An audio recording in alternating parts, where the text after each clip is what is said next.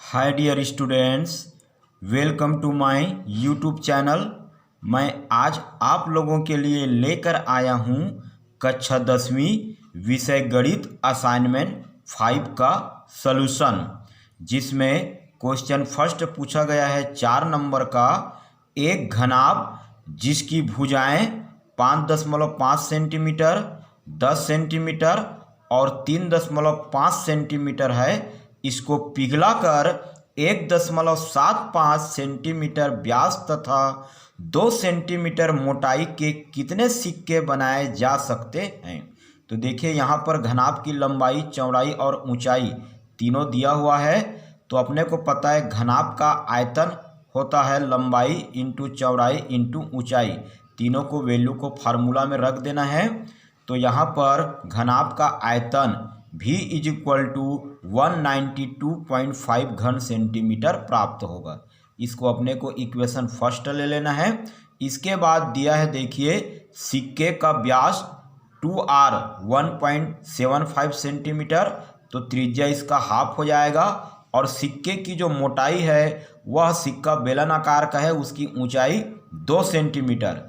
तो यहाँ पर सिक्के का आयतन यानी बेलन का आयतन πr²h इस फार्मूला में रख देना है, और जो भी वैल्यू प्राप्त होगा वह सिक्के का आयतन होगा। ठीक है, तो इस प्रकार से सिक्के का आयतन जो भी मिलेगा उसको इक्वेशन 2। और यहाँ पर क्या करना है, इसको पिघलाकर कितने सिक्के बनाए जा सकते हैं। तो यहाँ घनाभ को पिघलाकर माना n सिक्के बनाए जा सकते हैं। ठीक, तो प्रश्नानुसार n सिक्कों का आयतन बराबर घनाभ का आयतन। तो यहाँ पर सिक्कों का आयतन और घनाभ का आयतन इक्वेशन फर्स्ट और सेकेंड से रख देना है, और सॉल्व करेंगे तो n बराबर 40 सिक्के, तो अतः 40 सिक्के बनाए जा सकते हैं। इसके बाद क्वेश्चन सेकेंड पूछा है, 2 सेंटीमीटर त्रिज्या वाली 64 गोलियों को पिघलाकर एक बड़ा गोला बनाया गया है, तो बड़े गोले की त्रिज्या ज्ञात कीजिए। तो यहाँ पर दिया है छोटे गोले की त्रिज्या r बराबर 2 सेंटीमीटर तथा मान लेते हैं बड़े गोले की त्रिज्या कैपिटल R है। तो प्रश्नानुसार बड़े गोले का आयतन बराबर 64 छोटे गोले का आयतन। तो गोले का आयतन 4/3 pi capital R cube is equal to 64 into छोटे गोले का आयतन 4/3 पाई R क्यूब। तो यहाँ पर देखिए दोनों तरफ से 4/3 पाई कैंसिल हो जाएगा, तो R3 इज इक्वल टू 64, और छोटे गोले की त्रिज्या R की जगह में 2 लिख देना है, तो 2⁻3। जब इसको सॉल्व करेंगे तो R3 इज इक्वल टू 8⁻3। तो यहाँ से तुलना करना है अपने को, तो R इज इक्वल टू अपने को प्राप्त होगा 8 सेंटीमीटर, अतः बड़े गोले की त्रिज्या 8 सेंटीमीटर होगी। प्रश्न 3 पूछा गया है, एक ठोस गोले की त्रिज्या 12 सेंटीमीटर है, तो इस गोले से 6 सेंटीमीटर त्रिज्या के कितने गोले बन सकते हैं। ये 3 नंबर का क्वेश्चन पूछा गया है। तो यहाँ पर दिया है ठोस गोले की त्रिज्या r बराबर 12 सेंटीमीटर तथा ठोस गोले का आयतन 4/3 पाई R क्यूब में रख देना है, और जो भी प्राप्त होगा वह ठोस गोले का आयतन इक्वेशन फर्स्ट।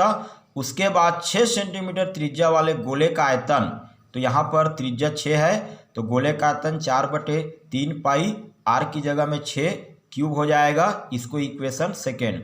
तो माना बनाए गए गोले की संख्या n है, तो प्रश्नानुसार n गोले का आयतन इज इक्वल टू हो जाएगा ठोस गोले का आयतन। तो यहाँ पर n इज इक्वल टू ठोस गोले का आयतन अपान 6 सेंटीमीटर त्रिज्या वाले गोले का आयतन, दोनों के वैल्यू को रख देंगे और सॉल्व करेंगे, तो यहाँ पर n इज इक्वल टू 8 गोले प्राप्त होगा। अतः यहाँ पर बनने वाले गोले की संख्या कितनी होगी, 8 होगा। क्लियर।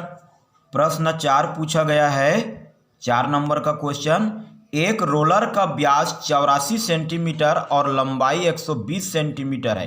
पूरे मैदान को एक बार चलने में रोलर 500 चक्कर लगाता है, तो मैदान का क्षेत्रफल वर्ग मीटर में यहाँ ज्ञात करना है। तो यहाँ पर रोलर का व्यास 2r इज इक्वल टू दिया है 84 सेंटीमीटर, तो त्रिज्या r इज इक्वल टू हो जाएगा 42 सेंटीमीटर। और रोलर जो बेलन के शेप का रहता है उसकी लंबाई यानी ऊंचाई दिया है h is equal to 120 centimetre. तो हम जानते हैं जब एक चक्कर लगाता है तो वह उसकी जो वृत्ताकार मार्ग रहता है वह उसके वक्र पृष्ठ के तुल्य हो जाता है, अर्थात मैदान के क्षेत्रफल को इतना घेरेगा। तो रोलर का वक्र पृष्ठ यानी बेलन का वक्र पृष्ठ 2πr/h, इसमें वैल्यू को रख देंगे तो रोलर का वक्र पृष्ठ अपने को प्राप्त होगा 31,680 वर्ग सेंटीमीटर में। ठीक है जी, किसमें दिया है, यह वर्ग सेंटीमीटर में दिया है। एक चक्कर लगाने में, तो 500 चक्कर लगाने में प्रयुक्त मैदान का क्षेत्रफल में क्या करना है, 500 को हम लोग यहाँ मल्टीप्लाई कर देंगे। मैदान के क्षेत्रफल अपने को 500 चक्कर लगाने में प्राप्त होगा वर्ग सेंटीमीटर में। और जब इसको हम लोग मीटर में बदलेंगे वर्ग मीटर में, तो अपने को पता है 100 centimetre is equal to 1 metre. तो यहाँ पर वर्ग मीटर है तो 2 बार 100 इंटू 100 को डिवाइड करेंगे तो लास्ट में वर्ग मीटर यहाँ पर 500 चक्कर लगाने में मैदान का क्षेत्रफल प्राप्त होता है 1584 वर्ग मीटर।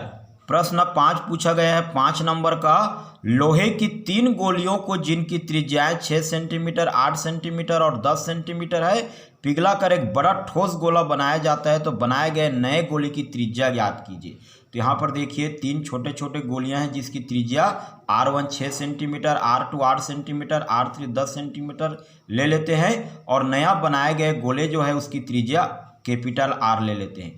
तो प्रश्नानुसार नए गोले का आयतन बराबर तीनों गोलियों का कुल आयतन प्राप्त होगा। तो नए गोले का आयतन 4/3 पाई कैपिटल R क्यूब और तीनों गोलियों का आयतन 4/3 पाई R1 क्यूब प्लस 4/3 पाई R2 क्यूब प्लस 4/3 पाई R3 क्यूब। यहाँ से 4/3 पाई कॉमन निकलेगा और उसके पश्चात दोनों साइड में 4/3 पाई कैंसिल हो जाएगा। तो R cube is equal to R1 का वैल्यू 6⁻3, फिर R2 की जगह में 8, फिर उसका घात 3 और R3 की जगह में 10 दिया है उसकी घात 3। सॉल्व करेंगे इसको तो R3 इज इक्वल टू 1728 जो यह 12 की घात 3 के बराबर होता है। इस प्रकार तुलना करके R का वैल्यू प्राप्त होता है यहाँ पर 12 सेंटीमीटर। अतः नए गोले की त्रिज्या 12 सेंटीमीटर प्राप्त होती है। तो इस प्रकार से आपका असाइनमेंट 5 क्लास 10 मैथ्स का 5 क्वेश्चन जो है इसका सलूशन इस प्रकार से है, आप अपनी कॉपी में लिख सकते हैं। तो इसी प्रकार से और भी नॉलेज के लिए मेरी YouTube चैनल को सब्सक्राइब कीजिए। Thank you.